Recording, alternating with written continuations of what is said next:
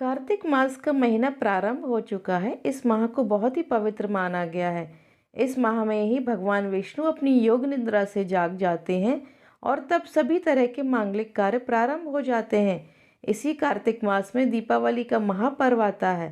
पुराणों में कार्तिक मास की महिमा का वर्णन मिलता है। इस माह में दीपदान, स्नान, विष्णु पूजा, तुलसी पूजा के साथ ही पौराणिक कथा सुनने का बहुत ही महत्व है। चलिए आइए सुनते हैं कार्तिक मास की अलग अलग कथाएं। एक नगर में एक ब्राह्मण दंपति रहते थे। वे दोनों प्रतिदिन 7 कोस दूर गंगा और यमुना नदी में स्नान करने जाते थे। इतनी दूर आने जाने से ब्राह्मण की पत्नी थक जाती थी। एक दिन उसने अपने पति से कहा, हमारा एक पुत्र होता तो कितना अच्छा रहता। पुत्र के बहू आती तो हमें घर वापस जाने पर खाना बना हुआ मिलता और बहू घर का काम भी कर देती। अपनी पत्नी की बात सुनकर ब्राह्मण ने कहा कि तूने बात तो सही की है, चल मैं तेरे लिए बहू ले आता हूँ। ब्राह्मण ने कहा कि एक पोटली में आटा डालकर कुछ मोहरे रख दे। ब्राह्मण के कहे अनुसार उसने पोटली बांध कर दे दी। पोटली लेकर ब्राह्मण चला गया। ब्राह्मण सफ़र के दौरान यमुना के किनारे बहुत ही सुंदर उसे लड़कियां दिखाई दी। वे रेत में घर बनाकर खेल रही थीं। उनमें से एक लड़की ने कहा, मैं अपना घर नहीं बिगाड़ूंगी, मुझे तो रहने के लिए ये घर चाहिए। लड़की की बात सुनकर ब्राह्मण मन ही मन सोचने लगा कि बहू बनाने के लिए यही लड़की उचित है। जब वह लड़की जाने लगी तो ब्राह्मण भी उसके पीछे पीछे उसके घर तक चला गया। वहां जाकर ब्राह्मण ने उस लड़की से कहा, बेटी, कार्तिक मास चल रहा है, इसलिए मैं किसी के घर खाना नहीं खाता। मैं अपने साथ आटा लेकर आया हूँ। तुम अपनी माता से पूछो, क्या वह मेरे लिए आटा छानकर 4 रोटी बना देगी। यदि वह मेरा आटा छानकर रोटी बनाएगी तो ही मैं रोटी खा पाऊंगा।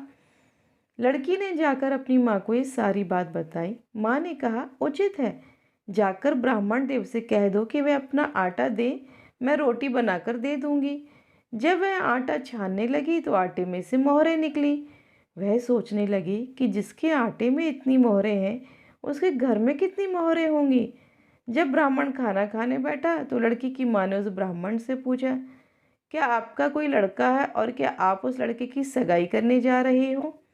यह सुनकर ब्राह्मण ने कहा कि मेरा लड़का तो काशी में पढ़ने गया हुआ है, लेकिन यदि तुम कहो तो खांड कटोरे से विवाह करके तेरी बेटी को अपने साथ ले जाऊं। लड़की की माँ ने कहा, ठीक है ब्राह्मण देव। इस पर लड़की की माँ ने लड़की की खांड कटोरे से शादी करके ब्राह्मण के साथ भेज दिया। ब्राह्मण ने घर आकर कहा, रामू की माँ, दरवाज़ा खोल कर देख, मैं तेरे लिए बहू लेकर आया हूँ। ब्राह्मण की पत्नी भीतर से ही बोली, हमारे तो कोई बेटा बेटी है नहीं, तो बहू कहाँ से आएंगे। दुनिया ताने मारती थी, अब आप भी मारने लगे। ब्राह्मण ने कहा, तू दरवाज़ा खोल कर तो देख। जब ब्राह्मणी ने दरवाज़ा खोला तो सामने बहू को खड़ी देखा। उसने बहू का स्वागत किया और आदर सत्कार से अंदर ले गई। अब जब ब्राह्मण अपनी पत्नी के साथ नदी स्नान करने जाता तो पीछे से बहू घर का सारा काम करके और खाना बनाकर रखती थी। वह उनके कपड़े धोती, रात को हाथ पैर भी दबाती थी। इस तरह बहुत दिन बीत गए। ब्राह्मणी ने अपनी बहू से कहा कि बहू, कभी भी चूल्हे की आग मत बुझने देना और मटके का पानी कभी खत्म मत होने देना। एक दिन चूल्हे की आग बुझ गई। यह देखकर बहू घबरा गई और भागी भागी अपने पड़ोसन के पास गई और कहा कि मेरे चूल्हे की आग बुझ गई है, मुझे थोड़ी आग चाहिए। मेरे सास ससुर सुबह 5 बजे से गए हुए हैं, वे थके हुए आएंगे, इसलिए मुझे उनके लिए खाना बनाना है। यह सुनकर पड़ोसन ने कहा, तू तो बावली है, तुझे ये दोनों मिलकर पागल बना रहे हैं। इनके कोई पुत्र नहीं है, ये निसंतान है। बहू ने कहा, नहीं ऐसा मत बोलो, इनका बेटा तो बनारस काशी में पढ़ने गया हुआ है। इस पर पड़ोसन ने कहा, वो तुम्हें झूठ बोल कर लाए हैं, मेरी बात सच मान, इनके कोई बेटा नहीं। अब बहू पड़ोसन की बातों में आ गई और कहने लगी, अब आप ही बताओ मैं क्या करूं। पड़ोसन ने कहा कि करना क्या है, जब तुम्हारे सास ससुर आए तो जली हुई रोटियां बनाकर देना और बिना नमक की दाल बनाकर, खीर की कड़छी दाल में और दाल की कड़छी खीर में डाल देना। पड़ोसन ने उसे अच्छे से सिखा पढ़ा दिया। फिर जब उसके सास ससुर आए तो उसने ना तो उनका आदर सत्कार किया और ना ही उनके कपड़े धोए। जब उसने सास ससुर को खाना दिया तो सास बोली, बहू आज ये रोटियां जली हुई क्यों हैं, दाल भी अलुगी है। तब बहू ने पलट कर कहा, एक दिन ऐसा खाना खा लोगे तो कुछ बिगड़ नहीं जाएगा। सास ससुर को खरी खोटी सुनाकर वह फिर से पड़ोसन के पास गई और बोला कि अब आगे क्या करना है। पड़ोसन ने कहा, अब तुम सातों कोठों की चाबी मांग लेना। अगले दिन जब भी स्नान करने के लिए जाने लगे तो बहू अड़ गई कि मुझे तो सातों कोठों की चाबी चाहिए। तब ससुर ने कहा, इसे चाबी दे दो। तब सास ने बहू को चाबी दे दी। सास ससुर के जाने के बाद जब बहू ने दरवाजे खोले तो देखा कि किसी में अन्न भरा है, किसी में धन भरा है, किसी कोठे में बर्तन पड़े हैं। जब उसने सबसे ऊपर का सातवां कोठा खोला तो देखा शिव जी, पार्वती, गणेश जी, लक्ष्मी जी, माता जी, पीपल पथवारी, कार्तिक के ठाकुर जी, राई, दामोदर, तुलसी जी का बिड़वा, गंगा, यमुना और 33 कोटि देवी देवता विराजमान है। वहीं पर एक लड़का चंदन की चौकी पर बैठा माला जप रहा है। यह सब देखकर उसने लड़के से पूछा कि तुम कौन हो। तब लड़का बोला कि मैं तेरा पति हूँ। अभी दरवाज़ा बंद कर दे, जब मेरे माता पिता आएंगे तब दरवाज़ा खोलना।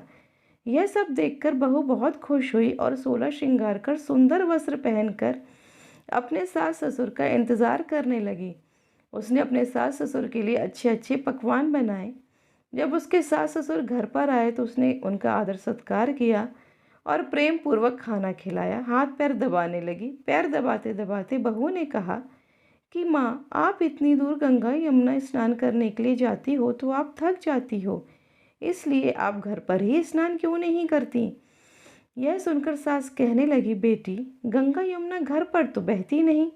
तब उसने कहा, हाँ माँ जी, बहती हैं, चलो मैं आपको दिखाती हूँ। जब बहू ने सातवां कोठा खोलकर दिखाया तो उसमें शिव जी, पार्वती जी, गणेश जी, लक्ष्मी जी, पीपल पथवारी, कार्तिक के ठाकुर, राई, दामोदर, तुलसी जी का बिड़वा, गंगा यमुना बह रही थी और 33 कोटि देवी देवता विराजमान है। वहीं चौकी पर बैठा एक लड़का माला जप रहा है। माँ ने उससे देखकर कहा कि बेटा तू कौन है। लड़का बोला, माँ, मैं तेरा बेटा हूँ। तब ब्राह्मणी ने पूछा कि तू कहाँ से आया। लड़के ने जवाब दिया, मुझे कार्तिकेय ने भेजा है।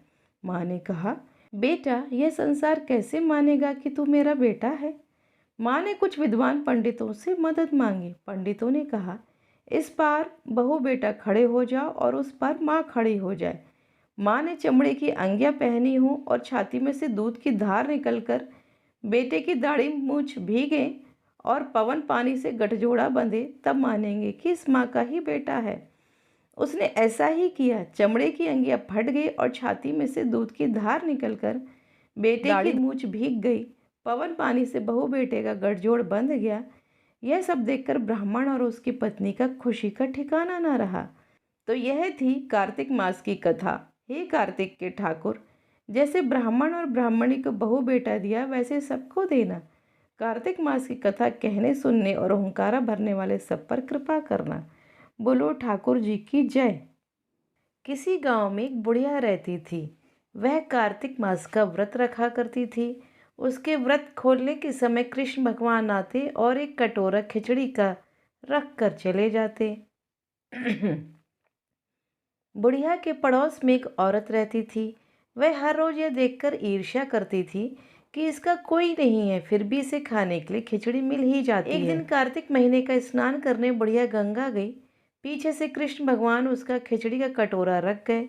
पड़ोसन ने जब खिचड़ी का कटोरा रखा देखा और देखा कि बुढ़िया नहीं है, तब वह कटोरा उठाकर घर के पिछवाड़े फेंक आई। कार्तिक स्नान के बाद बुढ़िया घर आई तो उसे खिचड़ी का कटोरा नहीं मिला और वह भूखी ही रह गई। बार बार एक ही बात कहती कि कहाँ गई मेरी खिचड़ी और कहाँ गया मेरा खिचड़ी का कटोरा। दूसरी ओर पड़ोसन ने जहाँ खिचड़ी गिराई थी वहाँ एक पौधा उगा जिसमें 2 फूल खिले।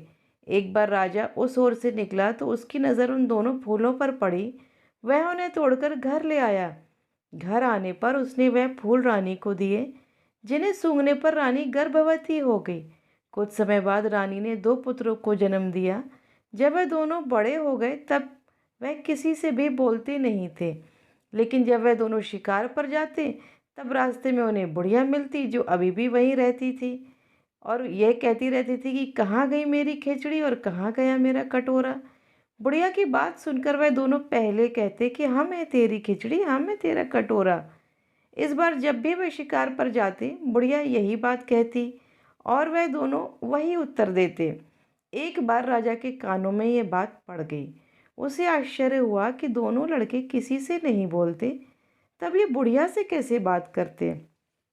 राजा ने बुढ़िया को राजमहल बुलवाया और कहा कि हमसे तो किसी से ये दोनों बात करते नहीं, तुमसे ये कैसे बोलते हैं। बुढ़िया ने कहा कि महाराज, मुझे नहीं पता कि ये कैसे मुझसे बोल लेते हैं। मैं तो कार्तिक का व्रत करती थी और कृष्ण भगवान मुझे खिचड़ी का बेला भर कर दे जाते थे। एक दिन मैं स्नान करके वापस आई तो मुझे वह खिचड़ी नहीं मिली। जब से मैं कहने लगी कि कहाँ गई मेरी खिचड़ी और कहाँ गया मेरा बेला, तब इन दोनों लड़कों ने कहा कि तुम्हारी पड़ोसन ने तुम्हारी खिचड़ी फेंक दी थी। तो उसके दो फूल बन गए थे, वह फूल राजा तोड़कर ले गया और रानी ने सूंघा तो हम दो लड़कों का जन्म हुआ। हमें भगवान ने तुम्हारे लिए ही भेजा है। सारी बात सुनकर राजा ने बुढ़िया को महल में ही रहने को कहा।